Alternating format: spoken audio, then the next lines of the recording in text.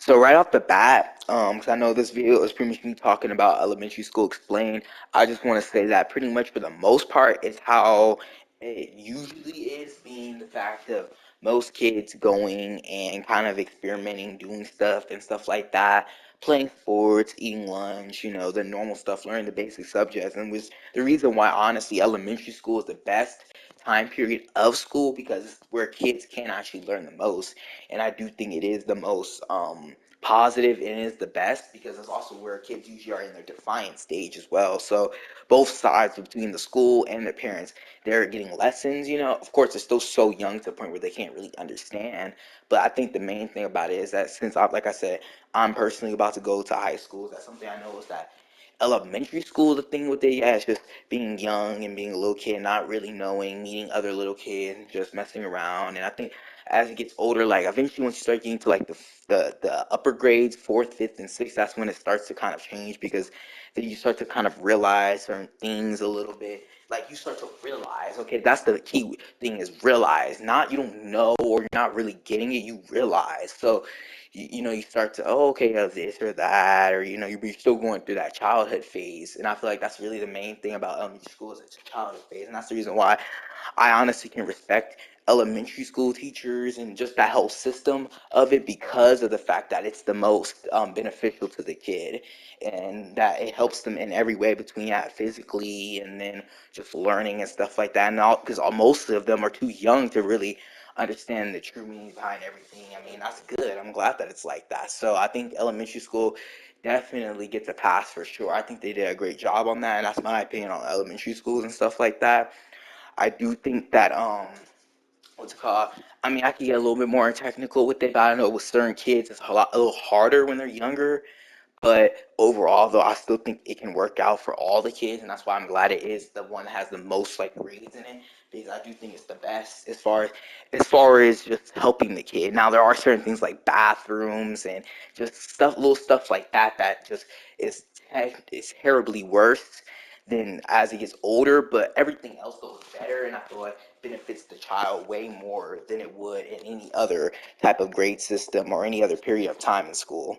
Well, add though is it's also good because a lot of times you can tell early on the very defined ones and the bad ones that usually aren't really meant for schools, if that makes sense. Because I've trust me, I know people can tell when somebody's a bad kid. It doesn't matter how young they are. They can be literally say 6 or they can be 15. It doesn't really matter. You can tell when a kid or even anybody is really kind of bad or has that defiant trait in them for sure. So I think that's another good trait. Or if they're just a troublemaker, they're just kind of mischievous, or we know whatever, I feel like you can definitely tell, which is another good thing about it too. So overall, it's mostly beneficial to the child and to the people and the parents as well, in my opinion. When I had the ability to do really well, but that's exactly how I would be. So that's the reason why I know that it can also even show traits of, them having a level of intelligence and stuff like that and awareness, but them just being overall bad and not really caring and not really following the rules and respecting the teachers and sometimes even the parents as well.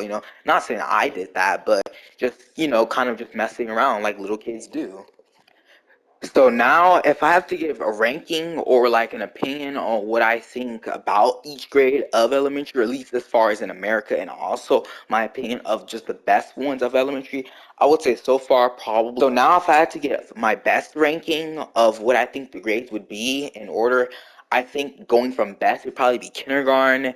Then it would probably honestly be sixth grade because it's the ending one, and I feel like at that point you kind of realize like what goes on. So then you like want to get to that next levels of like middle school and stuff like that. Then I would probably say fourth. Then I would say second. Then I would say fifth, and then I would say first. And yeah, in my opinion, only because of the fact that I think that the starting and the ending are the two best.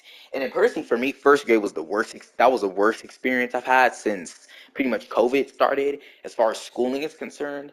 So yeah.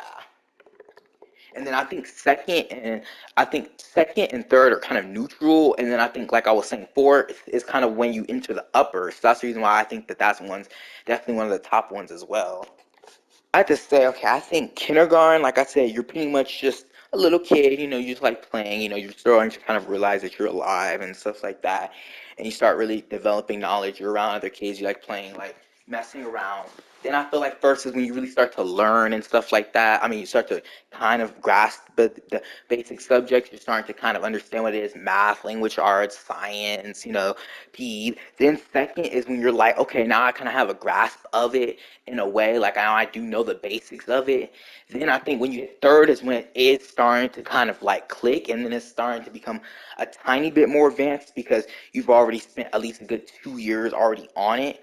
And I think, like I said, I think at that point you kind of are a little bit more. You're like 8, 9, so you're not as little now. Now there's certain things that you do for yourself and stuff like that. Probably not as much as you will when you get older, but still something. It's not your parent doing everything for you. Now you can probably communicate with them. Then when you hit fourth grade, that's when things kind of change because you enter the upper grade. So now you're kind of aware of the more quote unquote advanced. You're pretty much in the advanced basic section of subjects and learning and stuff like that. At least for me, that's how I feel like it was. Again, like going off of being in America. And then I think, like you said, once you get to that stage, it's like, okay, now I'm like 9, 10. And so, like I say, as sports and like really doing stuff like that becomes really apparent and stuff like that. And also, like I said, just other things, you start getting more into, I guess, fashion or, for the most part, like I said, you start learning about it, not really getting into it, but I'll say learning about it. So then, yeah, I'll say that's the difference. It's a little bit more of an understanding of rules and responsibilities. I feel like third grade was like, second grade, it was like barely. And then first grade, it was like not at all, pretty much. And then kindergarten, don't even talk about kindergarten. Then fifth grade, like I said, I think since you're like in the middle, about to be over with school, you kind of understand the advanced basics of the subjects and stuff like that. And now, depending on who you are, you might even want to do more than that. You might already be like, I'm ready for middle school and stuff like that. You're still like 10, 11. So, it's still kind of the growing stage and stuff like that. But it's pretty much the same as fourth, just a little different for the most part. And then sixth, I think is when everything changed. Because then for some people, that's when it started to go through puberty.